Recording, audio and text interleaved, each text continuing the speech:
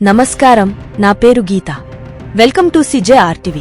తాజా వార్తల విషయానికి వస్తే, రాష్ట్ర ప్రభుత్వ ఉద్యోగులకు సంబంధించి ప్రభుత్వం మంచి ఆలోచనే చేస్తోంది.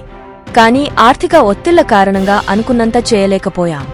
ఉద్యోగులు అర్థం చేసుకోవాలి.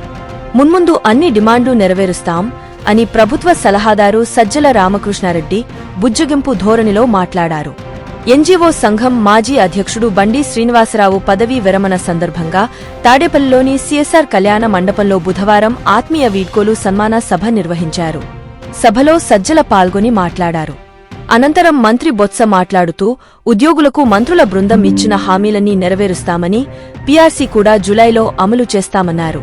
బండి శ్రీనివాసరావు మాట్లాడుతూ 43 సంవత్సరాలు ప్రభుత్వ సర్వీసులో ఉన్నానని, ఉద్యోగులకు సంబంధించి అనేక ఉద్యమాల్లో పాలు పంచుకున్నాని గుర్తు చేసుకున్నారు. బండి శ్రీనివాసరావు దంపతులను సజ్జల, బొత్స, సంఘం నాయకులు ఘనంగా సత్కరించారు. మరియొక తాజా వార్తలతో మీ ముందుకు మళ్లీ వస్తాను. అంతవరకు సెలవు.